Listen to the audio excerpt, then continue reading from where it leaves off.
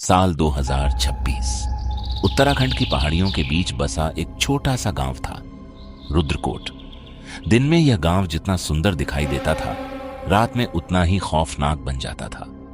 गांव के बीचों बीच एक सूखा कुआं था। उस कुएं के बारे में गांव में एक अजीब नियम था। सूर्यास्त के बाद कोई भी उसके पास नहीं जाता था, क्योंकि लोगों का कहना था कि आधी रात के बाद उस कुएं से किसी बच्चे के रोने की आवाज आती है, और जो उस आवाज का पीछा करता है वो कभी वापस नहीं लौटता। दिल्ली की पत्रकार अनन्या मिश्रा ऐसी बातों पर विश्वास नहीं करती थी। उसे एक अनजान ईमेल मिला था। ईमेल में केवल एक लाइन लिखी थी, अगर सच देखना है तो रुद्रकोट आ जाओ, यहां मृत लोग अभी भी रोते हैं। नीचे किसी का नाम नहीं था, सिर्फ एक पुरानी तस्वीर लगी थी। उस तस्वीर में गांव का वही सूखा कुआं दिखाई दे रहा था, लेकिन तस्वीर के कोने में एक चीज देखकर अनन्या चौंक गई। वहां एक छोटा सा काला पालना रखा था। 2 दिन बाद वह अपने कैमरामैन कबीर के साथ रुद्रकोट पहुंच गई। गांव में प्रवेश करते ही उसे अजीब बात महसूस हुई। हर घर के दरवाजे पर काले धागे बंधे हुए थे। कुछ घरों पर राख से अजीब निशान बनाए गए थे। ऐसा लग रहा था मानो पूरा गांव किसी चीज से खुद को बचाने की कोशिश कर रहा हो। गांव के प्रधान धर्म सिंह ने उनका स्वागत किया। पत्रकार हो? जी। तो बस इतना लिखना कि हमारा गांव शांत है। अगर शांत है तो लोग दरवाजों पर ये सब क्यों बांध रहे हैं? यह सुनते ही प्रधान का चेहरा उतर गया।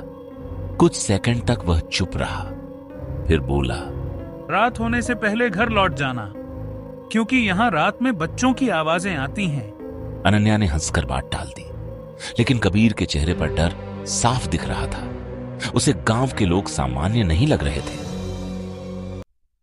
उस रात उन्हें पंचायत भवन के कमरे में ठहराया गया।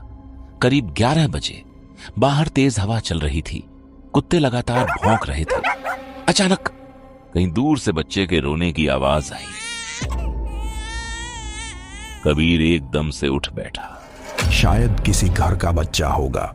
लेकिन अगले ही पल आवाज फिर आई, इस बार और साफ। और अजीब बात यह थी कि आवाज गांव के बीच वाले सूखे कुएं की तरफ से आ रही थी। कबीर ने खिड़की से बाहर झांका, फिर उसका चेहरा पीला पड़ गया। अनन्या, वो देख। अनन्या खिड़की के पास गई और उसकी सांस रुक गई। कुएं के पास एक काला पालना अपने आप झूल रहा था। वहां कोई नहीं था, फिर भी पालना हिल रहा था।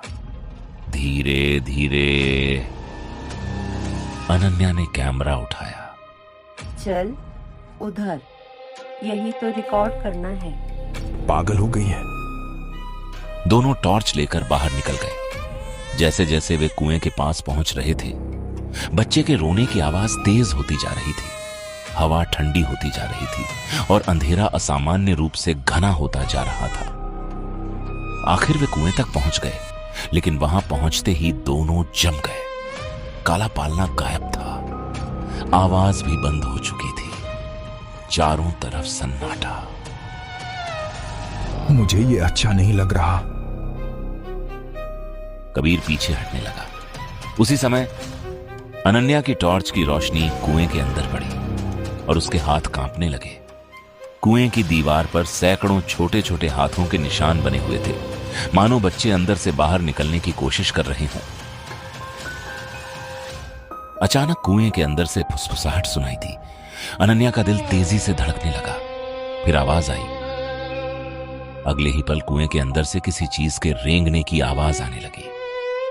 कबीर डरकर पीछे हट गया, लेकिन अनन्या जैसे सम्मोहित हो चुकी थी। वह कुएं के और करीब चली गई। तभी कुएं के अंदर से एक छोटा सा हाथ बाहर निकला, काला, सड़ा हुआ और इंसानी हाथ से कई गुना लंबी उंगलियों वाला। कबीर की चीख निकल गई। भाग यहां से, अनन्या भाग। लेकिन उसी समय किसी ने पीछे से अनन्या के कंधे पर हाथ रख दिया। उसने घबराकर पीछे देखा। वह गांव की सबसे बूढ़ी औरत थी, जिसे सब दाई मां कहते थे।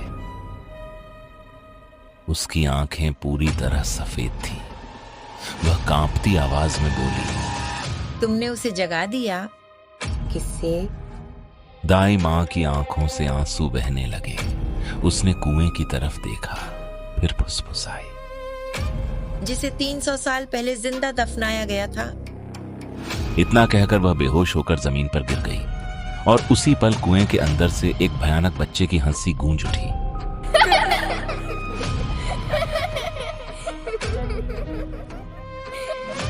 उस हंसी के साथ पूरा गांव कांप उठा। हर घर के दरवाजे अपने आप बंद होने लगे, कुत्ते रोने लगे और दूर पहाड़ी पर खड़ा पुराना चर्च अचानक जल उठा। आखिर वह कौन था जिसे 300 साल पहले जिंदा दफनाया गया था? क्यों पूरा गांव उससे डरता है? और हर रात दिखाई देने वाला काला पालना आखिर किसका है? जारी रहेगा भाग। इस कहानी का दूसरा भाग और भी ज्यादा खौफनाक हो सकता है, जिसमें काले पालने का इतिहास, गांव की 300 साल पुरानी बलि प्रथा और कुएं के अंदर कैद रोता हुआ बच्चा का रहस्य खुलेगा।